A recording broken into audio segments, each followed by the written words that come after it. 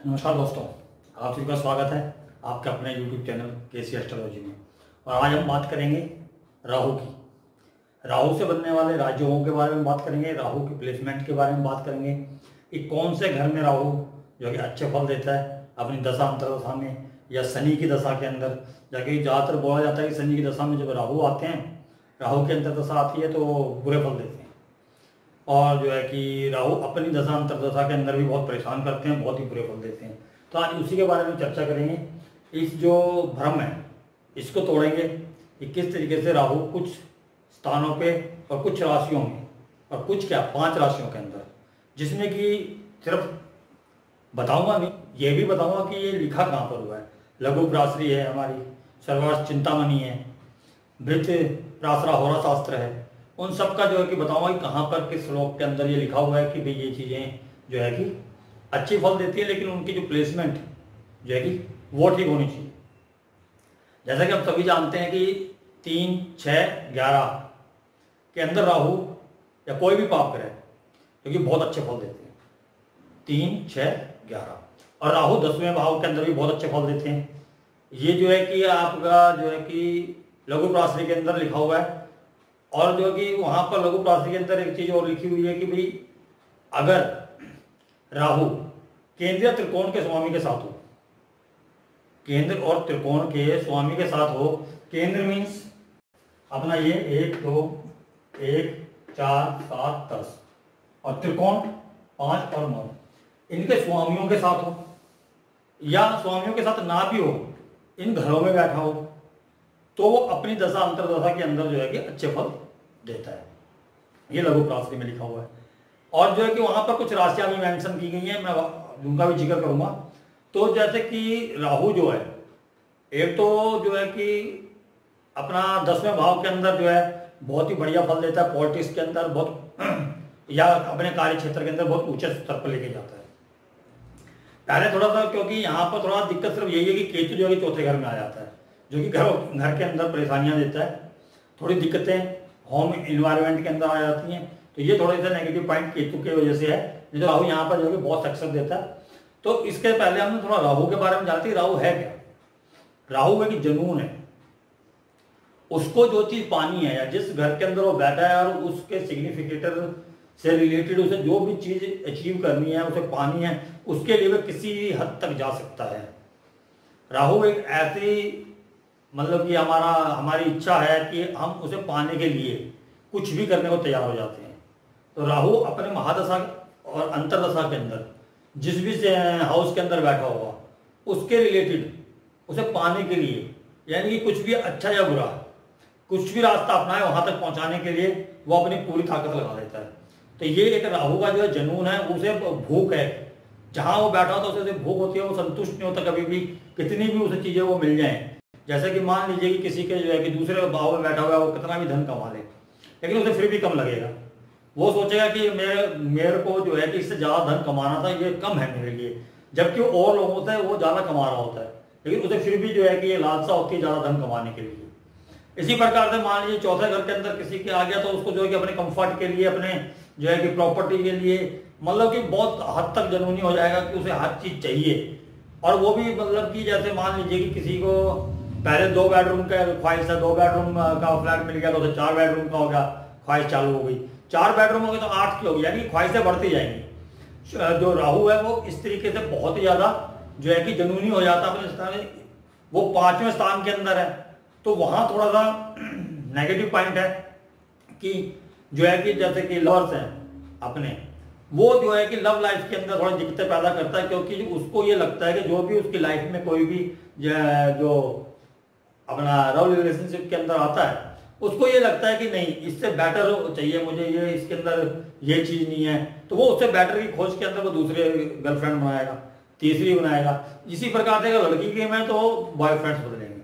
तो इस तरीके से जो है कि राहु यहाँ दिक्कत देता है। 7th हाउस के अंदर राहु है, वहां पर भी ये दिक्कत आ जाती है कि वो जो वाइफ उनको मिली है वो बहुत खूबसूरत होंगी, बहुत अच्छी होंगी, लेकिन उनको लगेगा नहीं इसमें ये कमी है, तो वो उधर जो एक्स्ट्रा मैरिटल की तरफ चले जाएंगे।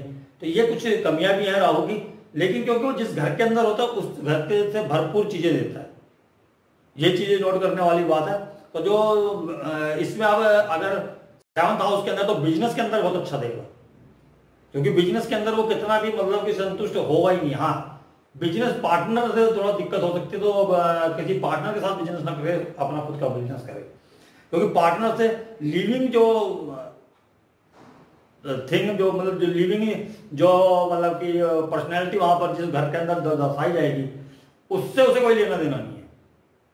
वहां उसके प्रति वो जो है कि फेथ में नहीं रह सकता, या मतलब कि उसके साथ रिश्ता जो है कि मतलब एक तरीके से डिवोटेड नहीं रहता उसके प्रति। लेकिन धन के मामले में, और इसीलिए मैंने जो है कि आज का जो अपना वीडियो बनाया है उसको शीर्षक ये रखा है कि कलयुग में क्यों जरूरी है राहु। कलयुग में क्यों जरूरी है राहु, क्योंकि कलयुग जो है कि एक ऐसी जगह पे हम खड़े हैं, मुहाने पे खड़े हैं, जहां पर रिश्तों से ज्यादा पैसे को अहमियत दी जाती है। हर जो तीसरा बंदा जो है कि वो आगे पैसों के बारे में पूछता है कि मेरा पैसा कितना कमाऊंगा। अगर माता पिता अपने बच्चों की कुंडली लेके आते हैं तो वो उनको भी यही जिज्ञासा होती है कि अगर बड़ा होकर सेटल तो हो जाएगा ना, पैसा कितना कमाएगा। ये कोई भी नहीं पूछता कि इसका परिवार लंबा चौड़ा होगा, सुकून होगा, 4-5 भाई बहन होंगे, उनसे प्यार मोहब्बत रहेगी। पैसा चाहिए, कैरियर चाहिए। तो इसलिए जो है कि कलयुग के अंदर जो कि राहु का जो है कि परमानेंट होना बहुत जरूरी है, अच्छी जगह प्लेसमेंट होना बहुत जरूरी है, जिससे कि जो है कि उनकी जो भौतिक सुविधाओं का जो उनकी जिज्ञासा, जो मतलब कि जिनके प्रति लालसा है, वो लालसाएं पूरी हो सके। क्योंकि राहु जो है शनि की तरह कुंभ राशि का जो है कि को पार्टनर बोल सकते हैं। वो कुंभ राशि जो है कि उसकी मूल त्रिकोण राशि और स्वराशि मानी जाती है। तो इस प्रकार से जो है कि कुंभ राशि का जो आधिपत्य भी जो है राहु के पास भी है। तो इस प्रकार से जो है कि वो जो शास्त्रों में लिखा गया है कि शनि वत्स राहु, तो वो इसलिए लिखा गया है क्योंकि वो शनि की तरह कार्य करता है। लेकिन शनि जहां पर डिले करता है या डिले नहीं करता, इसको वो चाहिए, तो वो उस चीज को अगर इसकी महादशा अंतर्दशा है तो वो दिलाने के लिए पूरा जोर लगाता है। तो ये राहु के अंदर जो थोड़ा शनि से डिफरेंस है, राहु झूठ बोल सकता है, बहुत अच्छे तरीके से बोल सकता है झूठ, और पकड़ा भी ना जाए इस तरीके से, क्योंकि उसे वो चीज चाहिए। तो वो झूठ बोलने से मिले, सच्चे रास्ते से मिले, अच्छे रास्ते से मिले। अगर उंगली सीधे उंगली से नहीं निकलेगा कि तो टेढ़ी भी करना जानता है। तो राहु इस तरीके का नेचर हो जाता है राहु का, जिस घर के अंदर होता हो। ये नहीं कि अगर हाँ किसी की अगर लगन के अंदर, तो उसका ओवरऑल नेचर ऐसा हो जाएगा, क्योंकि उसको हर चीज, क्योंकि जो लगन हमारा वो जो 12 घरों को रूल करता है, क्योंकि वो लगन खुद स्वयं हो जाता है। तो ये जो प्रवृत्ति है, जो है कि जनूनी जो प्रवृत्ति है कुछ भी पाने की, ये उसके अंदर बहुत ज्यादा आ जाती है, उस मनुष्य के अंदर जिसकी कुंडली के अंदर पहले भाव के अंदर हो। इसी प्रकार 10वें भाव में हो तो अपनी जो जिंदगी है जिसमें वो जी रहा है, उसको अपने प्रोफेशन के अंदर टॉप पे पहुंचना है। उसके लिए उसे कैसा भी रास्ता अपनाना पड़े। उसको ये भी मैटर नहीं करता कि वो सीधे रास्ते से धन कमा रहा है। अगर उसको कोई रास्ता ऐसा मिलता है जैसे दूसरे मतलब कि जो बुरे रास्ते भी कह सकते हैं उसको, या फ्रॉड से धन कमाना है, तो वो उससे भी उसको परहेज नहीं है, उसको धन कमाना ही कमाना है। इस तरीके से राहु है। अब इसके अंदर जो कि हमारे लघु प्राश्री के अंदर बोला गया है, लघु प्राश्री के पाठ 4 श्लोक 8वां, और उसमें बोला है कि राहु केंद्र या त्रिकोण, केंद्र या त्रिकोण में अगर हो, और खासकर जो है कि उनकी राशियां बताई गई हैं, 3 राशियों में अगर वो हो तो बहुत अच्छे फल देता है। तो उसमें राशि बताई गई है कर्क, धनु, कन्या और वृषभ। तो दोबारा बोलो, कर्क, धनु, कन्या और वृषभ राशि के अंदर हो राहु, केंद्र और त्रिकोण के अंदर हो, तो वो बहुत ही अच्छा फल देते हैं अपने जो कि दशा और अंतरदशा के अंदर राहु। अब उसी के हिसाब से उसी जो है कि लघु प्राश्री की बात कर रहा हूं मैं। लघु प्राश्री के अंदर ही पाठ 43 श्लोक 67 श्लोक है।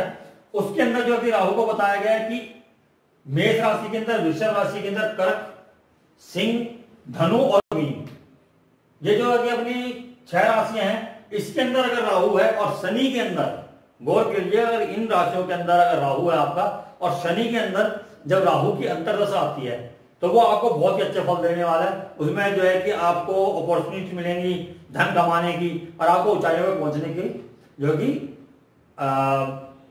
मतलब कि आपकी खुद की जिज्ञासा भी होगी, आप खुद मेहनत करोगे, वहां पर राहु करवाएगा आपसे, तो आप ऊंचाई पे पहुंचने की पूरी कोशिश करोगे और पहुंचोगे। अगर इन राशियों के अंदर है, तो ये यहाँ पर जो है कि ये जो लघु प्राश्री जी ने जो है पराशर जी की जो लघु प्रासी यानी उसी में से छाट कर जो छोटी किताब बनाई गई थी उसके अंदर जो है कि ये लिखा गया है। अब इसके बाद हम बात करते हैं सर्वोच्च चिंतामणि।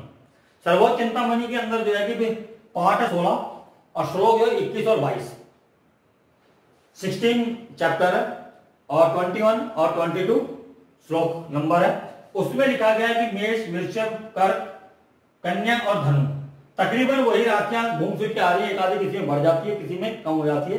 तो उनके अंदर अगर हो तो राहु की दशा और अंतर्दशा अच्छी जाती है। राहु की दशा वहां पर जो है कि बढ़िया फल देने वाली है। राहु इच्छा पूर्ति करने वाला, क्योंकि 11वां भाव जो कुंभ राशि हमारी जो नेचुरल जॉडियक्स का है वो जो है कुंभ राशि है, जो राहु का आधिपत्य है वहां पर, तो वो 11वीं राशि है जो हमारी इच्छा पूर्ति की राशि है। तो राहु की दशा अंतर्दशा के अंदर हमारी इच्छा पूर्ण होने वाली है अगर इन राशियों के अंदर हमारा जो है कि राहु बैठा हुआ है। अब इसके बाद हम बात करते हैं वृक्ष प्रार्थना होरा शास्त्र की। वहां पर जो है कि चैप्टर 14 श्लोक 19 राहु अपनी दशा के अंदर धन देता है। स्पेशली मेंशन किया गया है कि राहु अपनी दशा के अंदर धन देता है। तो ये पराशर जी की ही होरा शास्त्र है और उसकी जो लघु प्रार्थना जो छोटी किताब है उसमें जो कि राशियां भी मेंशन है। तो इससे आपको ये मालूम चल सकता है कि आपकी कुंडली के अंदर इन जो ग्रह हैं, ये सॉरी इन जो राशियां हैं, इनके अंदर अगर राहु है तो आपको बहुत बढ़िया फल देने वाला है। इसके अलावा मैंने बताया कि राहु अगर केंद्र त्रिकोण में है, उनके स्वामियों के साथ है, तो बहुत बढ़िया फल मतलब कि फल देने वाला है। तो ये राहु की जो है कि कंडीशन है जो राजयोग बनाता है। इसके अलावा जो है राहु छठे भाव के अंदर शत्रुहंता योग बनाता है, जो कि अगर जो है कि उनसे अगर आप दुश्मनी करें, जिसके 16 मतलब छठे भाव के अंदर राहु है, तो सावधान हो जाइएगा क्योंकि वो हारने वाला नहीं है, क्योंकि वो बहुत ही ज्यादा एग्रेसिव बना देता है और वहां पर किसी भी हद तक जा सकता है दूसरे अपने जो दुश्मन को हराने के लिए। इसी प्रकार से तीसरे भाव के अंदर अगर राहु है तो बहुत पराक्रमी हो जाता है, और अगर 11वें भाव में तो वो इच्छा पूर्ति के लिए कुछ भी कर सकता है। तो ये जो 3, 6, 11वें भाव का हुआ। अब राहु के अंदर जो कि आपका 10वें भाव के अंदर है, कर्म क्षेत्र के अंदर बहुत ऊंचाइयां देता है वो। इसके अलावा ये तो स्थान हो गए, इसके अलावा कहीं पर भी 3, 7, 11 अगर 3, 7, 11 के अंदर बैठेंगे तो वो उनका राजयोग है मिथुन राशि के अंदर और तुला राशि के अंदर और कुंभ राशि के अंदर। और ये जो है कि हमारा जो कि काम त्रिकोण है, काम त्रिकोण में जैसे कि हमारा ये मान लीजिए कि तीसरा, 7वां, 11वां कालपुरुष कुंडली का 3, 7, 11 मैं कालपुरुष कुंडली की बात कर रहा हूँ। उसमें जो है कि मेष राशि जो है कि जो सॉरी मिथुन राशि, तीसरा नंबर मिथुन राशि, 7वां नंबर हमारा तुला राशि और 11वां नंबर कुंभ राशि। तो इनमें मतलब इन जगहों के अलावा भी अगर कहीं और भी वो इन राशियों में बैठे हैं, गौर कीजिएगा, कहीं और भी वो जो है कि मिथुन, तुला या कुंभ राशि में बैठे हैं तो राजयोग देते हैं। और खासकर अगर वो जहां मैंने स्थान बताए हैं इसी में अगर बदल के मान लीजिए कि 3 नंबर यहां आ जाए या 3 नंबर यहां आ जाए या मतलब 7 नंबर यहां आ जाए या 7 नंबर यहां आ जाए, मतलब 3, 7, 11 इन 3 घरों में कहीं पर भी चेंज हो जाए लेकिन उसमें राहु हो तो बहुत अच्छे फल देने वाला है। इसी प्रकार से दूसरे घर के अंदर राहु हो या 2 नंबर में राहु हो वृषभ में। अब वृषभ अगर लगन की बात करें तो मैं आपको उदाहरण भी मैंने दिया हुआ है यहाँ पर सलमान खान का। सलमान खान का जो है कि जो कुंडली है वो हमारी कालपुरुष की कुंडली के जैसी ही है, मेष लगन है उनका, कालपुरुष कुंडली का ही मेष लगन है। और उसके अंदर राहु जो है दूसरे हाउस के अंदर बैठा, दूसरा हाउस हमारे फेस का है, हमारी फेस वैल्यू का है, हमारी परिवार की वैल्यू का है, हमारे रिसोर्सेस का है। तो उनका जो फेस वैल्यू आप सभी जानते हैं कि सिनेमा जगत में अगर राहु की वजह से सलमान खान की फेस वैल्यू क्या है, और सलमान खान और वहां पर जो धन का भी है दूसरा भाव, तो सलमान खान की प्राइस वैल्यू सबको मालूम है। और कितना भी धन कमा ले फिर भी वो ये सोचते हैं कि हर बार अपने प्राइस वैल्यू बढ़ा के काम करने में यकीन करते हैं और उनको प्राइस वैल्यू मिलती भी है। तो इस तरीके से जो सलमान खान जी हैं उनके दूसरे भाव के अंदर है। तो इस तरीके से जो आप देख सकते हैं कि जो भी जहां पर भी मतलब राहु है तो वो जो शख्स है बहुत ज्यादा अच्छा कार्य करता है। इसी प्रकार से जी यहाँ पर जो है कि हमने दूसरी कुंडली ली है मैंने संजय दत्त की। संजय दत्त के जो 11वें भाव के अंदर है राहु, कन्या राशि के अंदर है। कन्या राशि यहाँ मेंशन की गई है, प्रासरी के अंदर भी मेंशन की गई है और जो है कि हमारे प्रासरी में 2 जगह यहाँ मेंशन की गई है कन्या राशि। श्लोक नंबर 8 पाठ 4 के अंदर राहु केंद्रीय त्रिकोण के अंदर या कर्क, धनु, कन्या या वृषभ राशि के अंदर हो, तो यहाँ पर जो कन्या राशि के अंदर जो है कि संजय दत्त की कुंडली के अंदर राहु 11वें भाव के अंदर, 11वां भाव मैंने बोला ये कि इच्छा पूर्ति का भाव और राहु की मेन अपनी जगह है। तो संजय दत्त जी की जो आगे आपको मालूम ही है कि फिल्म इंडस्ट्री के अंदर हैसियत क्या है, तो वो जो है कि उनको जो मुकाम मिला, वो जो इच्छा थी उनकी, वो इच्छा पूर्ति जो उन्होंने राहु ने की। अब जो है कि तीसरा उदाहरण मेरे पास बिल क्लिंटन जी का है। बिल क्लिंटन जी जो है वो भी जो आज जो है कि अमेरिका के प्राइम मिनिस्टर है, ये राष्ट्रपति, सॉरी वहां पर प्राइम मिनिस्टर राष्ट्रपति हैं, और वो जो है कि पूरे विश्व में जो कि फर्स्ट मैन बोला जाता है, क्योंकि जो अमेरिका है वो सबसे ज्यादा शक्तिशाली है, और सबसे ज्यादा शक्तिशाली देश के राष्ट्रपति हैं बिल क्लिंटन, और जो है कि उनका राहु भी 11वें भाव में वृषभ राशि के अंदर है, जो कि उनके रिसोर्स की, धन की, और परिवार की, और अपने फेस वैल्यू की, मतलब उन चीजों को रिप्रेजेंट करती है। और 11वें भाव जो है कि अर्निंग का है, इच्छा पूर्ति का है, तो उनकी जो इच्छा थी राष्ट्रपति बनने की, तो आपने देखा कि कहीं से लग नहीं रहा था, अप्रत्याशित रूप से जो है कि उन्होंने भी हासिल की, और अच्छे या बुरे जो भी हथकंडे उनको लगा कि हमारे जीत के लिए जरूरी है, वो उन्होंने वहां पर अपनाया। अब यहाँ पर जी मैं चौथी कुंडली है जो वो हमारे जी महात्मा गांधी जी के हैं, जो हमारे राष्ट्रपिता हैं, और जो उनके अंदर जो है कि राहु चौथे घर के अंदर बैठा, फोर्थ राशि के अंदर बैठा है, कर्क राशि के अंदर। और कर्क राशि का जिक्र यहाँ पहले जो है ज्योतिष राशि के अंदर जो है कि चैप्टर 4 के अंदर, फिर चैप्टर 43 के अंदर भी आया है।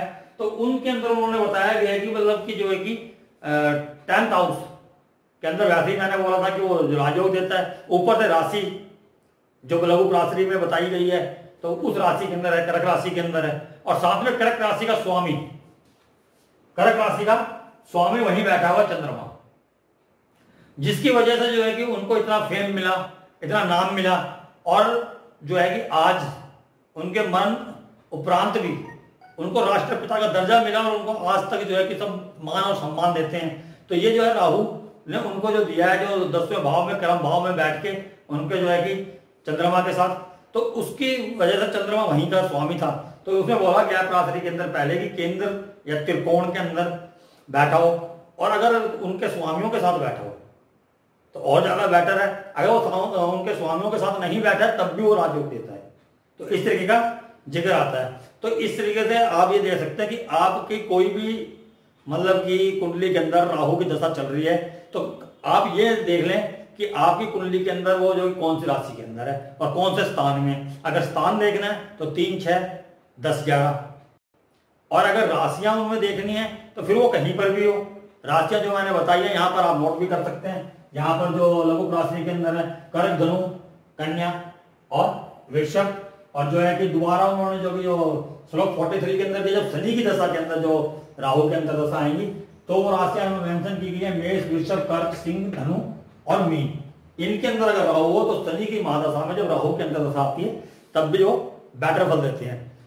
उम्मीद करता हूं दोस्तों जो आज मैंने राहु के बारे में बताया वो बहुत ही ज्ञानवर्धक होगा आपको, आपके लिए, और आपको अच्छा भी लगा होगा ये तो जानकर कि सिर्फ राहु बुरे ही फल नहीं देता, अचानक से बहुत ज्यादा मात्रा के अंदर धन भी देता है, एक फेस वैल्यू भी देता है, फेस वैल्यू देता है, और जो है कि रुतबा बुलंद करता है। इसीलिए मैंने जो बोला था कि कलयुग के अंदर राहु तो अपने चार्ट के अंदर कितना जरूरी है।